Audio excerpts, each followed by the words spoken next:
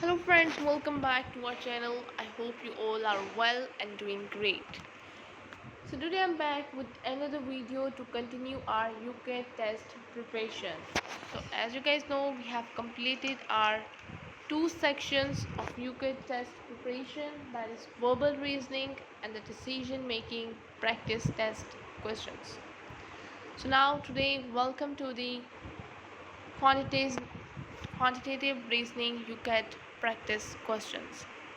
So if you are new to this channel, you can watch our last videos on the tour tutorial of UCAT test, on the question bank tutorials, and on the practice test questions in all the types of verbal reasoning and decision making. So from today we're going to start, or you can say continue, our quantitative reasoning practice test questions. First, let's get some introduction about this, that which type of questions can come in this section, and then we will continue it with some examples. So without any further delay, let's start our video. Quantitative reasoning. Use this question bank to familiarize yourself with the types of questions in this subtest. Before using this question bank, we recommend you walk through the relevant questions tutorial, as it includes in-depth tips and strategies on how to approach and answer each of the different question types.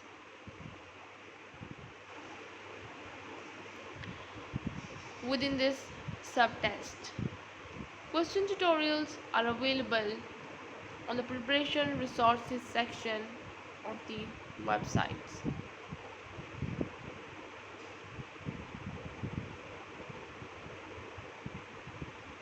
Each question bank contains Each question bank contains a large number of questions that is split into sections that you may wish to attempt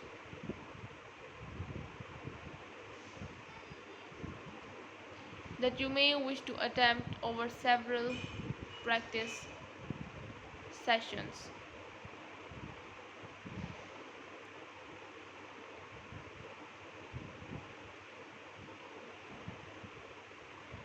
The navigator function at the bottom right of the screen allows you to navigate between questions and sections within the bank. Your progress through the question bank is not retained for future visits. It is therefore advisable to make a note of which questions you have attempted. As you progress through each question,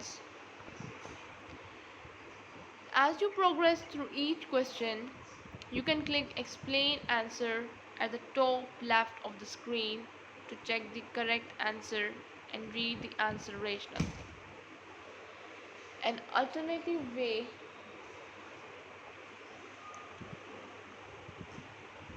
to check your answers is to use the navigator to skip to the final questions, then click Next to proceed to the review screen.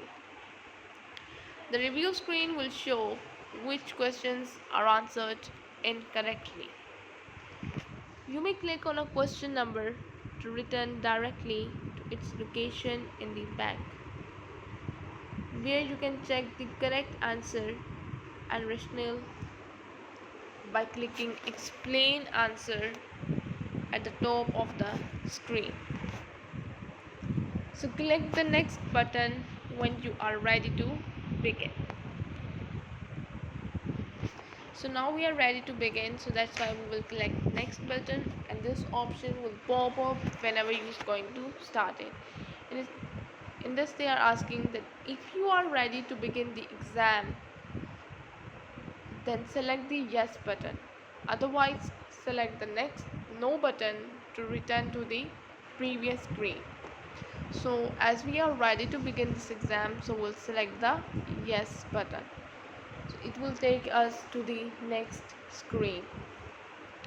which is as the quantitative reasoning practice questions. This question bank contains question bank section 1 quantitative reasoning, question bank section 2 quantitative reasoning, question bank section 3 quantitative reasoning, question bank section 4 quantitative reasoning. The navigator function at the bottom right of the screen allows you to navigate between questions and sections within the bank. The quantitative reasoning subtest assesses your ability to use numerical skills to solve problems. Questions are less to do with numerical facility and more to do with problem solving. You are presented with questions that most often refer to charts and graphs containing data. Most questions are shown as sets of 4 questions, each connected to the same data. There are some questions that stand alone and do not share data. Each question has 5 answer options. You are only able to select one response. An on-screen calculator is available to assist you with this subtest. So you can access this by clicking on the button at the top left of the screen. The calculator can be operated by using the mouse or the number pad on the keyboard. The calculator opens in a separate window to the test screen. So if you click off the calculator window back to the test screen, the calculator will not function until you click back on it. Troubleshooting tips: ensure that num lock is on for the number pad to work. Most calculator issues can be resolved by clicking the on or C button or closing the calculator and relaunching. So if you are setting your test at a test center, you will be given a laminated notebook A4 in size and a pen for making notes. Please click the next button to proceed. Section 1 Quantitative Reasoning. Instructions: you are presented with questions that most often refer to charts and graphs containing data.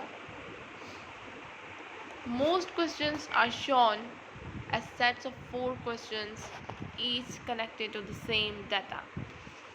But there are some questions that stand alone and do not share data. Each question has 5 answer options and you are only able to select one response. Click the next button to proceed. So now here we have our first question of this type of, you can say, section 1. As we have read that 4 sections of quantitative reasoning have, so each having different questions. So section 1 having 36 questions, and the first question is that they give us the table with some informations in numerical form and static form. But the question is that calculate the number of people who voted in the constituency in 2016. Option A 31,287. Option B 45,831. Option C 55,225. Option D 59,528. And option E 68,524. So in the last questions, we have only 4 options, but this section having 5 options, and we have to select the only one correct option. So option C is the correct one, as the total number of people who voted, that is number of voters for the purple party plus blue party plus green plus yellow and plus orange, which are given as 23,033 plus 501 plus 7,753 plus 22,798 plus 1,140 respectively. And when we add all these values, we will have the correct option is 55,225. Now we can say that option C is the correct option. So these are the number of people who voted in the constituency in 2016. Next we have a question number 2. Again we have a same data, same information, but the question is different. Now they ask that calculate the number of people who died or moved outside the constituency between 2016 and 2020. So here you can see that there are the people who died or moved, the second one in the 2016 and 2020. From there you can calculate your values using the calculator. So here we have a calculator also, which you can use to calculate your values. So option A we have 4,303. Option B have 9,484. Option C have 12,639. Option D have 13,787. And option E have 13,797. Let's see which option is the correct option.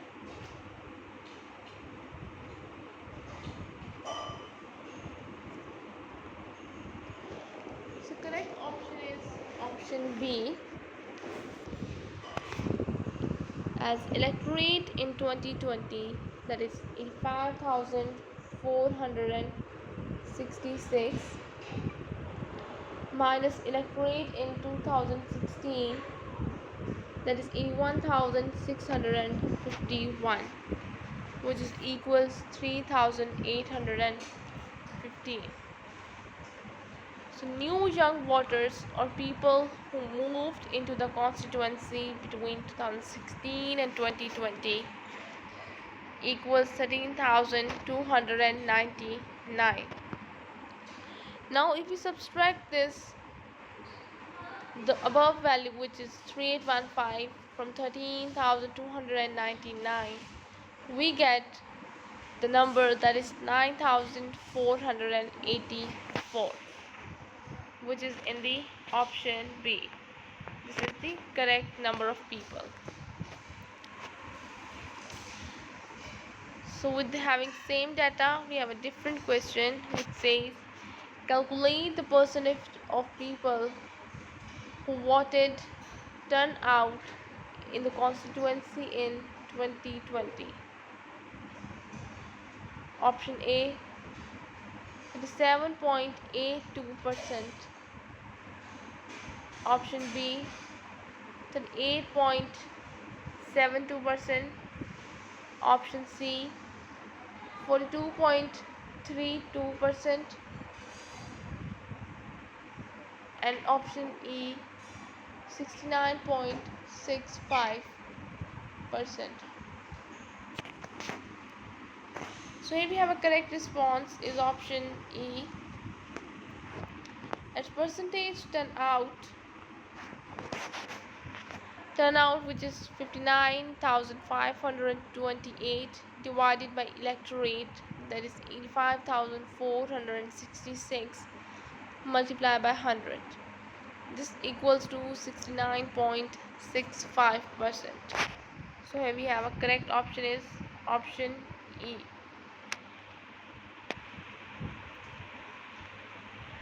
Next question is that what percentage of the votes cast did the Purple Party received in 2020? Option A, 28.21%. Option B, 29.47%. Option C, 38.69%. Option D, 42.32%. And option E is 45.62%. Now we have a correct option is option D. Percentage of Purple Party votes equals to number of Purple Party votes, that is 25,191, divided by turnout which is 59,528 multiplied by 100 equals 42.32%. So here we have a correct option is option D, which is 42.32% is the percentage of the votes cast did the Purple Party receive in 2020.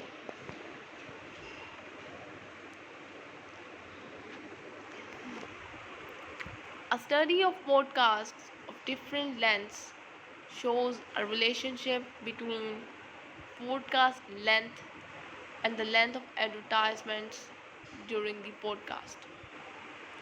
The length of the advertisements in a podcast is a percentage of the length of the podcast as shown in the graph. The podcasts in the study are divided into 4 categories.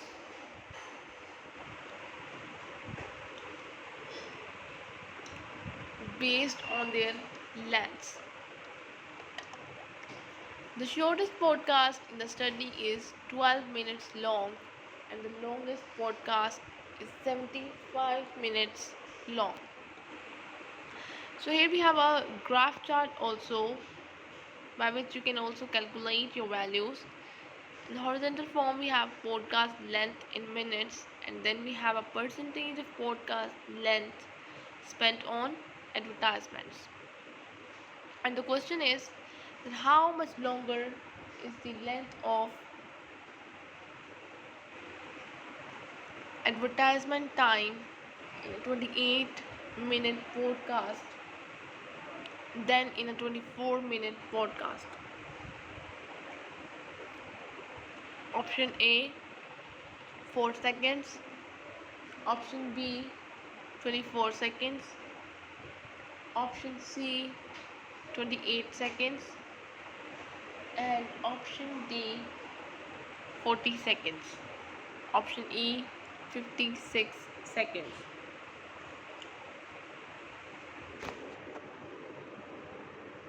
Now we have a correct option is option B.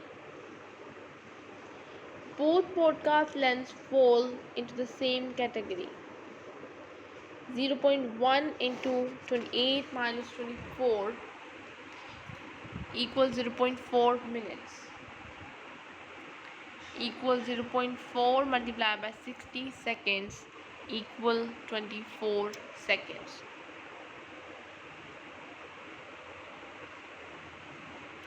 So we have a correct option is option B, which is the 24 seconds longer the length of advertisement time in a 28-minute podcast than in 24 minutes podcast. Next we have a same question.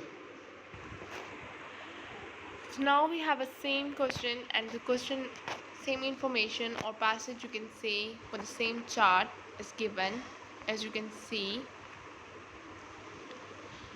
and there is the same chart, but the question is different, which is that the length of advertisement time in a podcast is 3.6 minutes.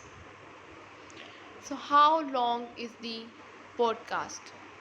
Option A 20 minutes, option B 36 minutes, option C 40 minutes, option D 45 minutes, option E 72 minutes.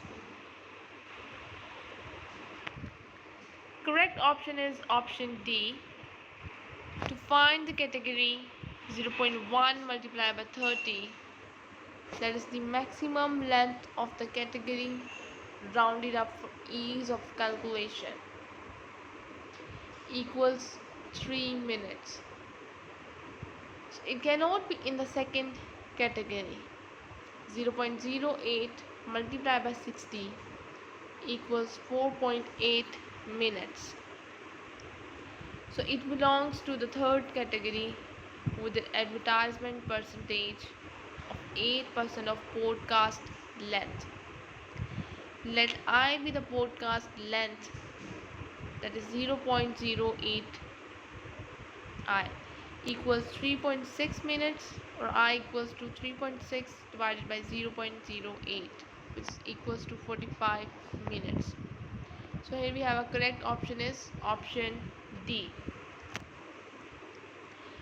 Next question we have question number 7. 7. Again we have a same passage given, as you can take a look at this one, and with the same chart, with same, all the information is same in the as in the previous question. Now they ask it how much time is spent on advertisements in a podcast that is 30 minutes long. Option A 2.4 minutes, option B 2.5 minutes, option C 2.7 minutes, option D 2.8 minutes, and option E 3 minutes. Option A we have 2.4 minutes, and option B 2.5 minutes, and option C 2.7 minutes, option D 2.8 minutes, option E 3 minutes. The correct response is option A, because as 8% of the podcast length is spent on advertisements in this category, so advertisement time is equals to 0.08 multiplied by 30 equals 2.4 minutes. So which we can say that option A is the correct option.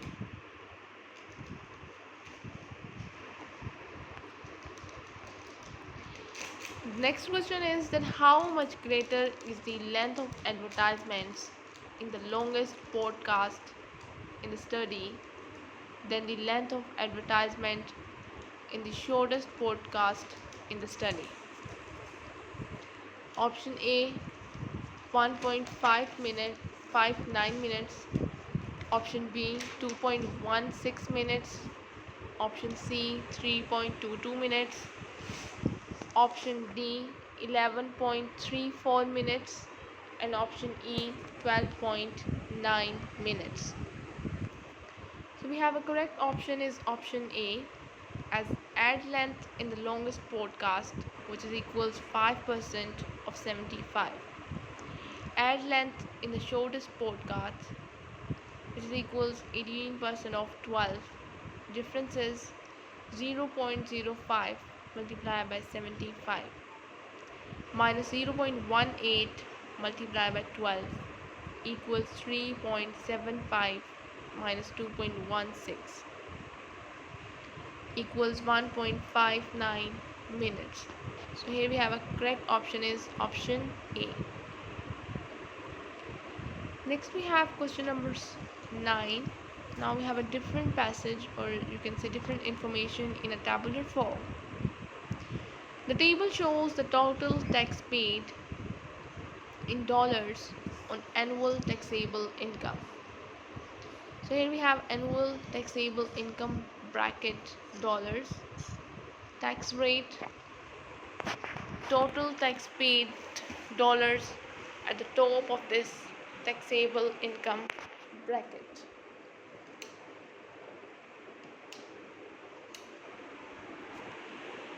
For example, a person with an annual taxable income of $60,000 will pay $44,990 plus 25% of $60,000 minus $36,250. So Bill has an annual taxable income of $28,950.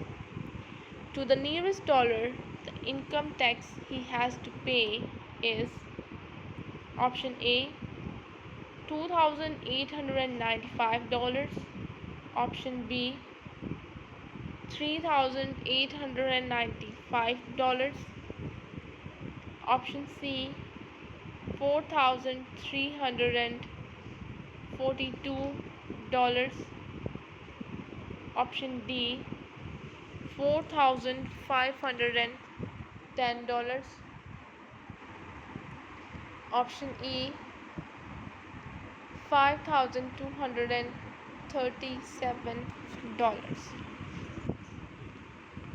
So we have a correct response is option B.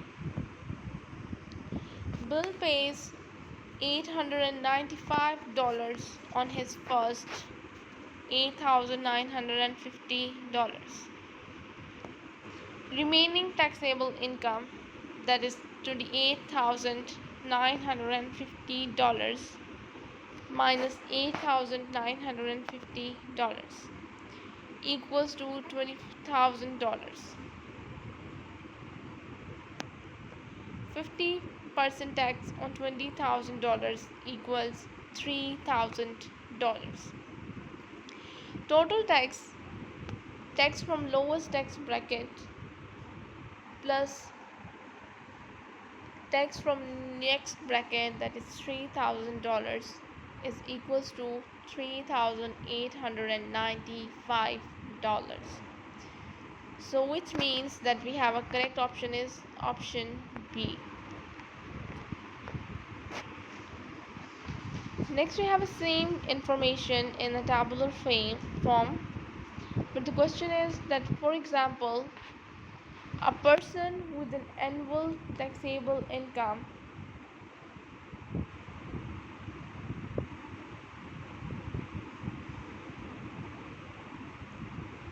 of $60,000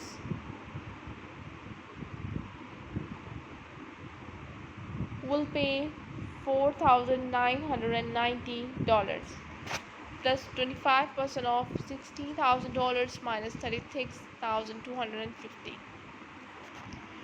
Corey has an annual taxable income equal to $2,500 per month. She wants to save money enough each month to pay her tax for the year. The minimum amount to the nearest dollar that Corey has to save each month is option A, $250, option B, 263 dollars.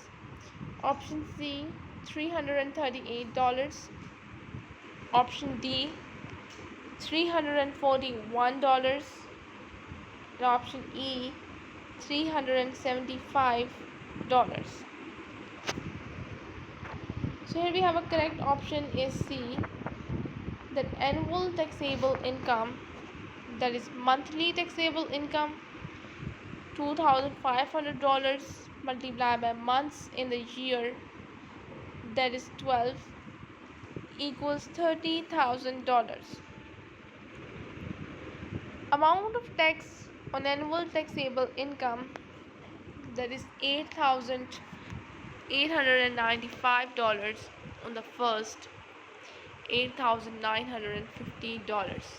Remaining taxable income, 30,000 minus 8,950 equals 21,050.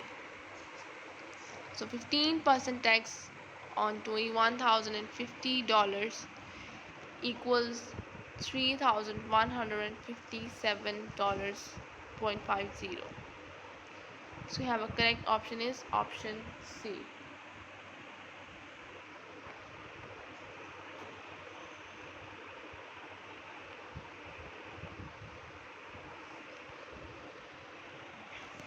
Now we have a different question, that Homer has a taxable income of $36,250 per year.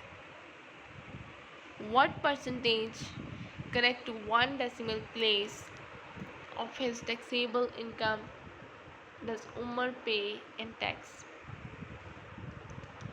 Option A, 11.3%. Option B, 12.5%. Option C, 13.8%. Option D, 15.0%. And option E, 16.0%. Correct response is option C. The second row of the table explains that the total tax paid at the top of his taxable income bracket is $4,990. Umar's taxable income of $36,250 is at the top of this income bracket. So here we have a correct response is C. So as we calculate this whole values, we will get 13.8%, that is correct to one decimal place. Again we have the same table, shows the same data. So now we have the two values at the bottom and points, and at the top and points of each income tax bracket are going to be increased by 10%. So what will be the change in income to the nearest dollar after tax has been deducted of a person with a taxable income of $36,250? Option A, $544 decrease. Option B, $499 decrease. Option C, $45 increase. Option D, $351 increase. And option E, $543 increase. Now we have a correct response is option C, as in the lowest tax bracket, $8,950 increases by 10%, which is equals to $9,845, and 10% tax on this amount equals to $9,804.50. Amount of taxable income remaining 36,250 minus 9,845 equals 26,405.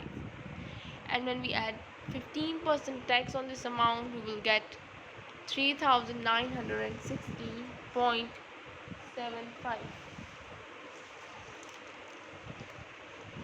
Total tax, that is tax from the lowest tax bracket,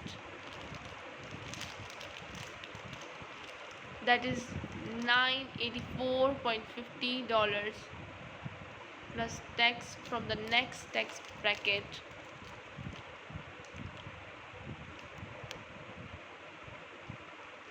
that is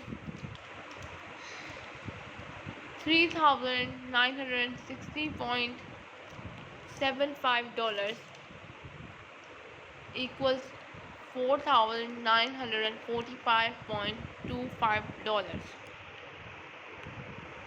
The highest amount of tax on the old system for an income of 36,250 equals $4,919. So here we have change in income, new amount of tax, and then old amount of tax. This is an increase of $45 to the nearest dollar, which is $44.74. That's why we can say that option C is the correct option.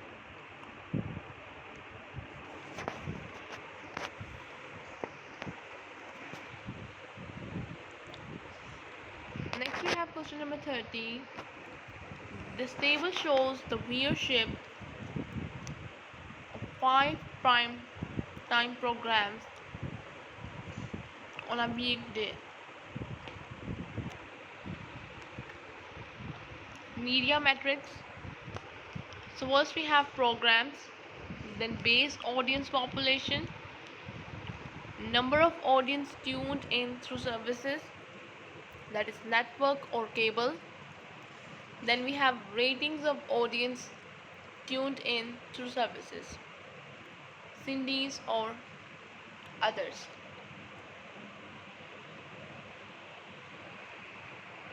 Rating equals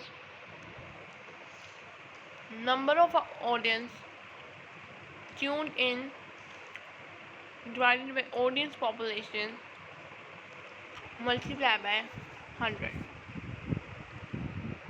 What is the total number of audience who tuned in to program 3? Option A 1161. Option B 1350. Option C 1520. And option D 1728.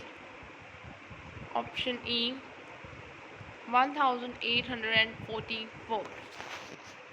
So here we have these number of audience. So let's see which one is the correct number of audience.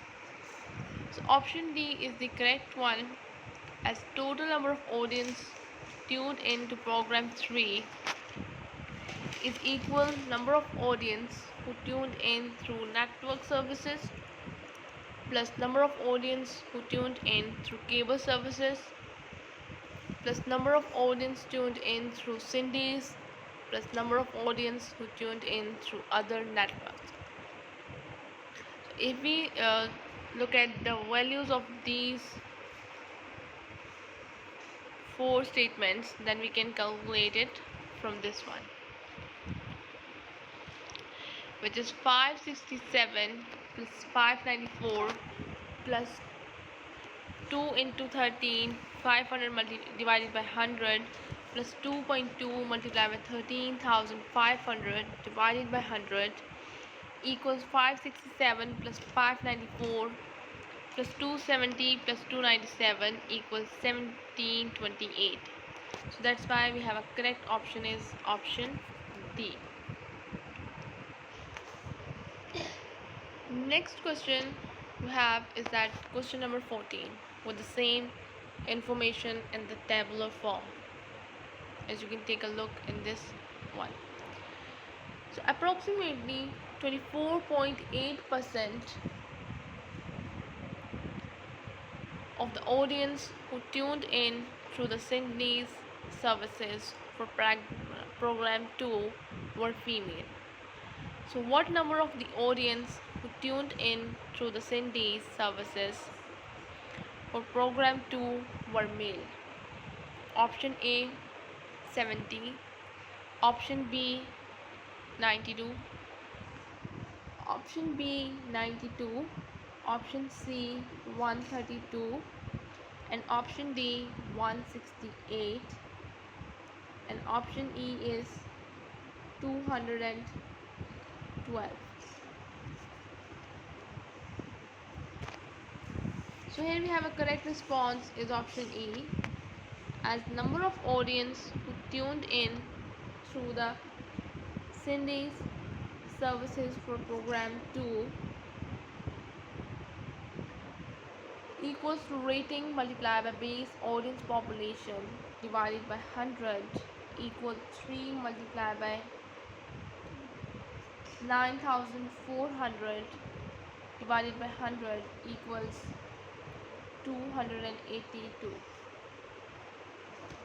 So 24.8% of this 282 audience was female, and the remaining, that is 100 minus 24.8, 75.2% was male. The number of audience who tuned in through the Sunday services for program 2 that were male equals 282 multiplied by 0.752 equals 212. That's why we have a correct option is option E. Now we again have the same information in tabular form, same formula. The question is, if about 33.33% of the audience who tuned in to program 1 through the Cindy's services switched to program 4 through the Cindy's, what would be the number of audience who tuned in to program 4 through the Cindy's? Assume the base audience population that remains unchanged. Option A 50, option B 90, option C 146, option D 210, and option E 434.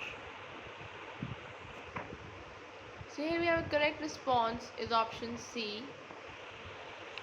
Number of audience who tuned in to program 1 through the Cindy services equals rate multiplied by base audience population divided by 100 equals 1.6 multiplied by 10,500 divided by 100 equals 168.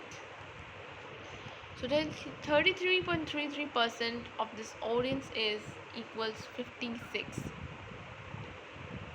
Number of audience who tuned in to program 4 through the Cindy's equals number of audience who switched to program 4 plus number of audience who tuned in through the Cindy's originally equals 56 plus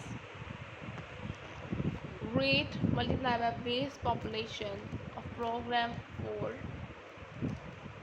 divided by 100 equals 56 plus 3.6 multiplied by 2,500 divided by 100 equals 56 plus 90, which is equals to 146, which is in the option C.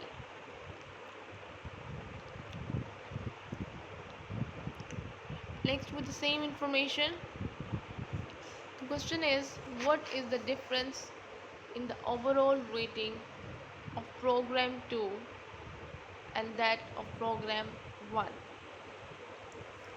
Option A 0.25, option B 0.48,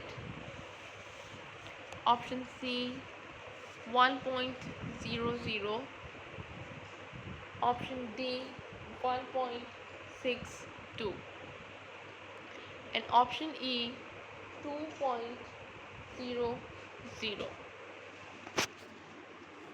So here we have correct response is option E. The overall rating of each program is the total rating of people tuned in through network.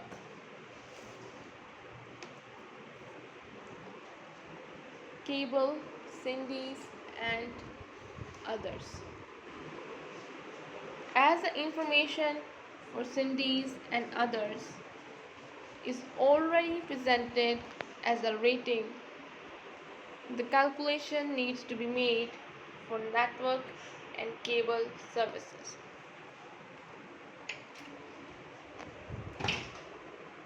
So next we have these calculations that you can do to find out your answer, which is program 1 network services rating equals 756 divided by 10,500 multiplied by 100 equals 3.8.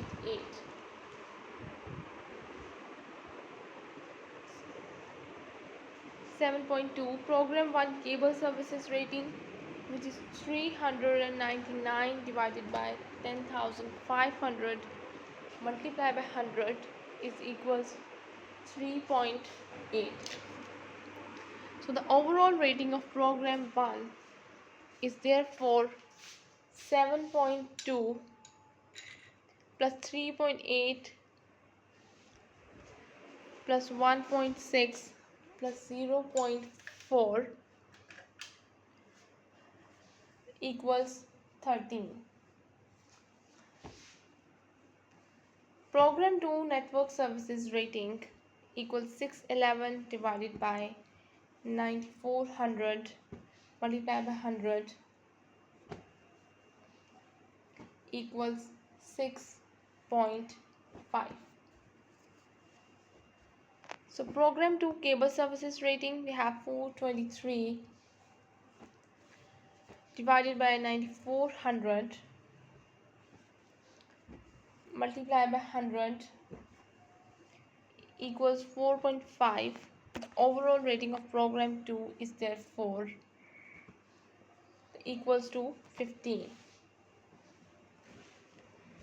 So the difference between overall rating of the two programs is 15 minus 13, which is equals to 2. That's how we can say we have a correct option is option E, which is 2. Next we have question number 17. It says the mobile advertising market comprises display, search, and SMS ad formats. The graph shows the change in the value of the display ad market from the previous year and the share of search and SMS ad during a certain period. In the year preceding year 1, the value of the display ad market was 1.2 pounds million. So here we have this chart graph, you can see, with the values mentioned in it.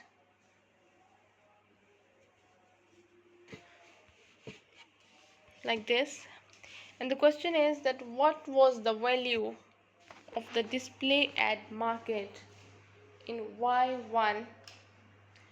Option A 2.9 million pounds. Option B 3.2 million pounds. Option C 3.6 million pounds, and option D is 3.8 million pounds. And then we have option E, which is 4.2 million pounds.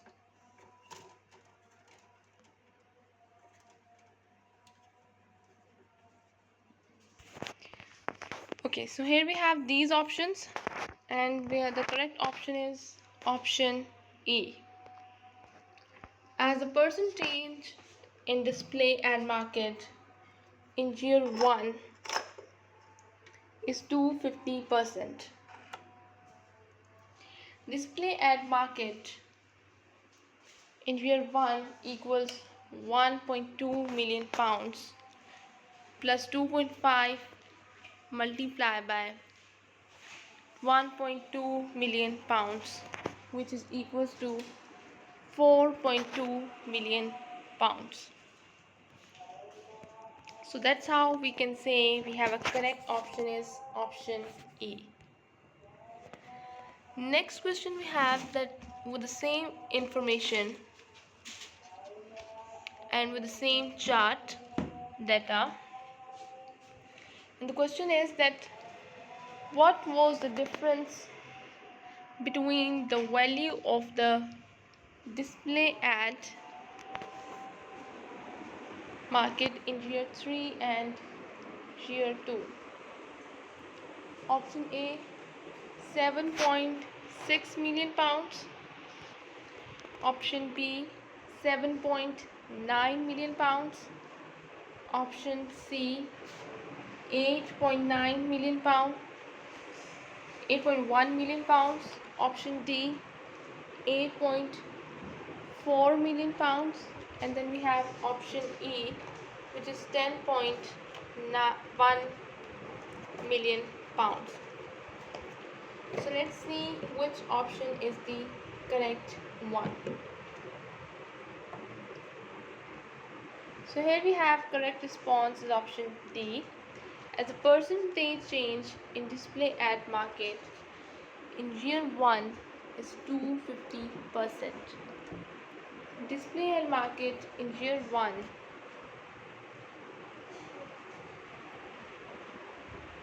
equals 1.2 million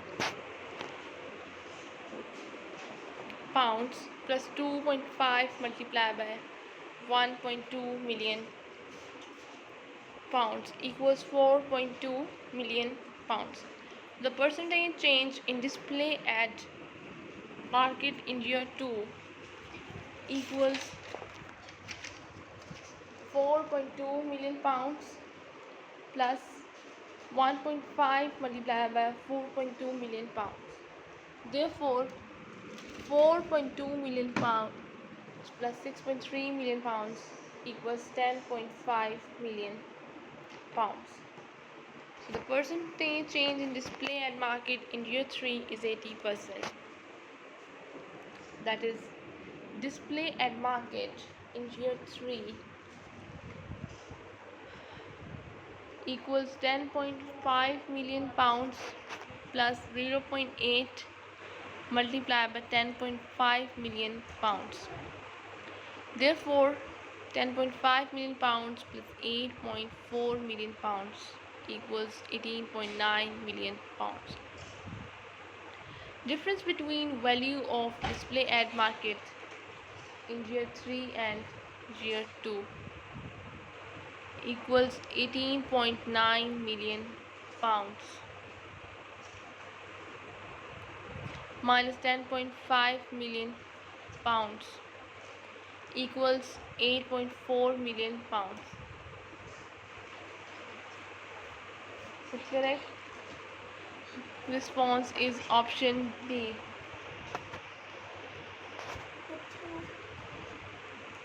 Next question we have is this passage. with this mobile ad market chart graph. The question is, what was the value of the mobile ad market in year 3?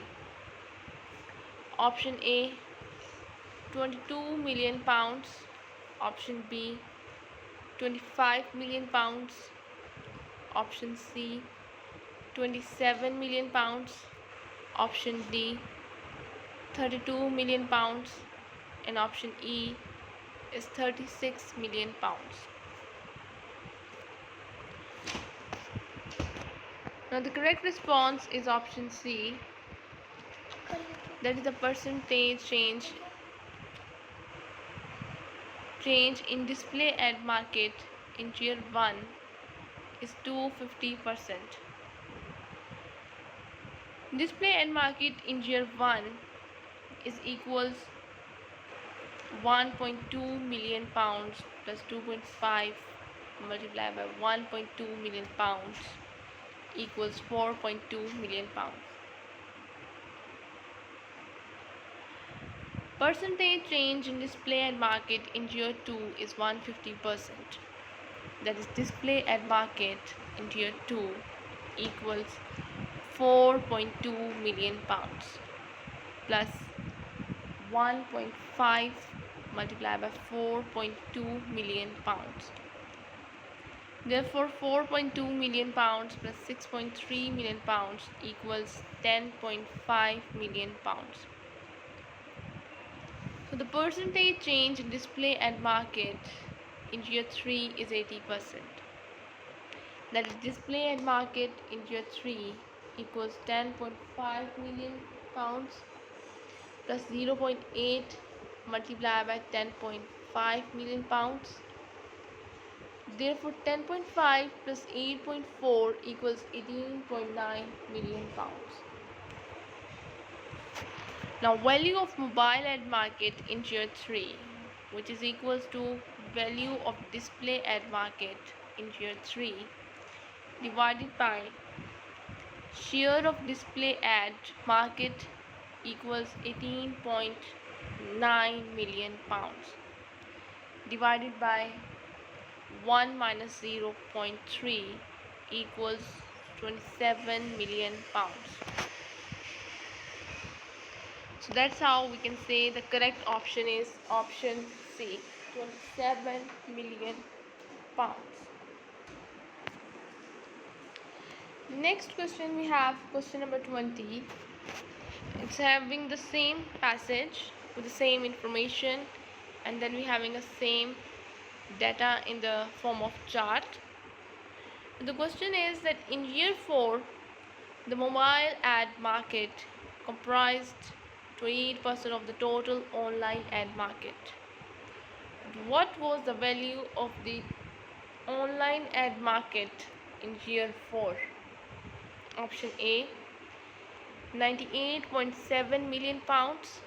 Option B, 109.6 million pounds.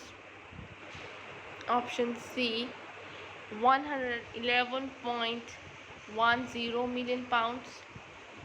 Option D, 114.75 million pounds. Option E, 120.9 million pounds.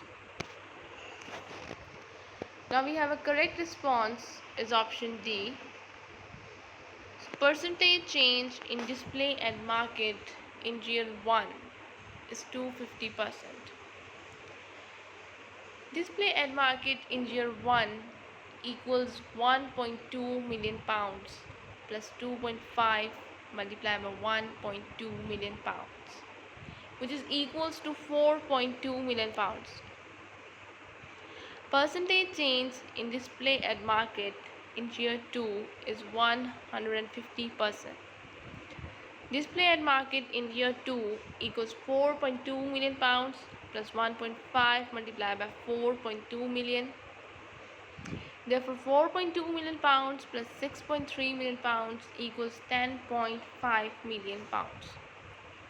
So the percentage change in display ad market in year 3 is 80%. Display ad market in year 3 equals 10.5 plus 0.8 multiplied by 10.5 million. Therefore 10.5 plus 8.4 equals 18.9 million. So the percentage change in display ad market in year 4 is 36%. So display ad market in year 4 equals 18.9 plus 0.36 multiplied by 18.9. Therefore 18.9 plus 6.804 million equals 25.704 million pounds. So value of mobile ad market in year 4 equals value of display ad market in year 4 divided by share of display ad market equals 25.704 million pounds divided by 1.02 equals 32.13 million pounds. So value of online ad market equals 32.13 million pounds divided by 0.28, which is equals 114.75 million pounds. So that's how we have a correct option is option D, which says 114.75 million pounds is the total online and ad market. So this is enough for today. I hope you guys enjoy this video, and if you did like this video, don't forget to press the like button.